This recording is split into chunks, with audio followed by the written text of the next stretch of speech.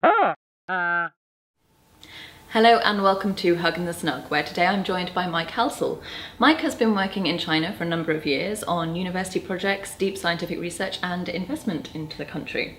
Mike, welcome to the Snug. Thank you. Can we start as is traditional with a hug? Yes, of course. Okay. I hope that was a satisfactory hug. It was very satisfactory, thank you. So today I'd like to pose the question, when it comes to the future, primarily the future of the planet, is China a friend or a foe?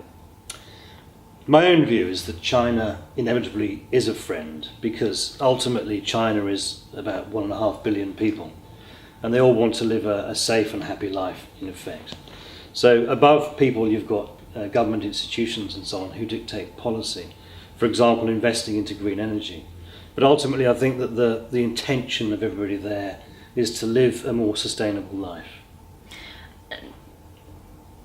That's an interesting view. You've thrown me a little, because I think, yes, potentially you're right in that everybody wants to survive in the long term. Right. But equally, don't you have the challenge that people in China want, quite reasonably, to live a Western lifestyle, and if we look at how many people we have in China living, if they all lived in the same way that, say, people in the United States lived, and had a corresponding carbon footprint, we would have a very serious issue on our hands. Yes. Well, we're in an era in which technology is now moving at a very, very higher rate than it ever has done before. So we're quite optimistic about solving a lot of the problems around energy and making energy available in a way that is less damaging to the planet. Now, China, like any country, has its government, and clearly, government sets policy and has budget limitations. But I think that the sort of collective sense of the thing is that although China has the promise to its people in urbanizing and living a better life, they know as they do so that they simply cannot replicate the last 30, 40 years, for example, as in the US and the West, where we just didn't have the awareness to know that we were damaging the planet. China's very different. It does have that awareness, but at the same time it's moved a lot of people out of poverty, and it intends to increasingly do that. So there is a conflict about how we resolve getting people out of poverty to give them a better life, and at the same time giving them a sort of an urban life that's more sustainable. And what would you say are the sort of solutions that the Chinese government sees for reconciling those two objectives? Well, the Chinese government is very supportive of investing and developing green energy technologies. The biggest project that I'm involved with is one at Shanghai Jiao Tong University, which is the development of the so-called artificial plant. The project there is to establish at molecular level how photosynthesis works, because at the moment it isn't really fully understood. But once we can map it at a sort of molecular level, we think at that time nanotechnologies could possibly replicate the process or modify it, so that we use these sort of artificial plants to produce hydrogen, and then hydrogen, of course, is a wonderful energy source.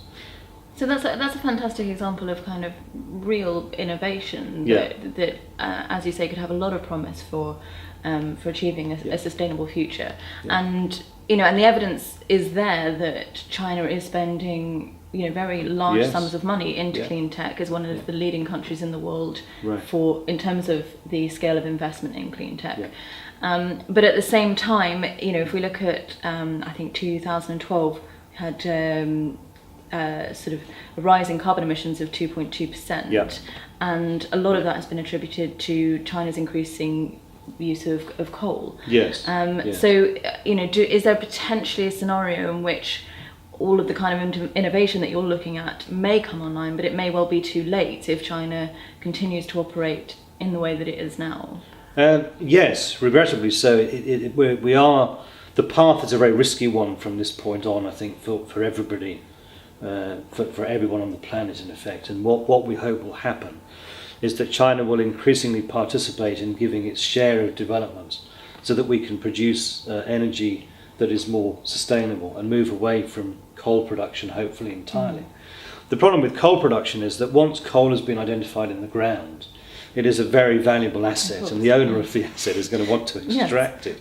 So there are conflicts, but you see, China's different because there's no other country at the moment of that size, 1.5 billion people, and also at the same rate of economic development. So I see it as that we have to, British people, American people, Western people have to engage with China more proactively and try to support government policy change to the extent that we're increasing the amount of investment in China in green energy technologies. What we're doing with the nanotechnology project with Shanghai Jiao Tong University is we look at it we look at the overall scientific solution as a sort of mosaic, a number of different elements of solutions. And for each sort of piece of the mosaic, we look at funding options in the private sector. And then we develop that bit of science and we get that funded by the private sector. And when all the pieces of the mosaic are ultimately, hopefully, solved, they've been funded by the private sector, and the total solution of all of those elements of science is then the artificial plant. So we're also actively trying to move away from dependence on government, on any government, British, Chinese, whatever, because government hasn't proven to be the best in many areas at solving problems quite quickly. So that's why we're trying to make it more in the private sector. And if we sort of continue with the theme of problem solving and investment, yeah. I'm interested in your perspective of how, for example, UK businesses, right. Let's say UK clean tech businesses, yeah. how they can benefit from the sort of investment that China is able to make, right. but equally the challenge, because I think a lot of particularly IP focused businesses are still very reluctant to do business in China. Yeah. Is that perception starting to shift? Are businesses able to take more advantage of the sort of resources that are available over there? Right. Yes, I think that IP is a greater risk in China. It seems to be a greater risk in other parts of Asia as well. I think that's partly because the sort of regulatory processes around IP aren't so fully developed. I think that in all other countries, for example, the Americans are very keen on establishing patent trolls, which is a method of sort of drawing money out of an intellectual property system that isn't conducive in any positive way, particularly, so I'm very much against that sort of thing. But I think as China produces more of its own IP and also improves its own regulation around IP, it will then start to realise that it must protect itself as much as other elements in China may take advantage of foreign intellectual property. So I would say that for UK businesses, they really must engage more proactively with China in trying to sell their products over there. And do you think that is do you think that is viable now? You were saying there's still work that they have to do in terms of their sort of the structure for IP protection, but do you think that there are still issues for UK businesses that might want to be doing business in China now, or people can operate very successfully in China. I think the most important thing is to find a trustworthy partner who is Chinese, who you can work with.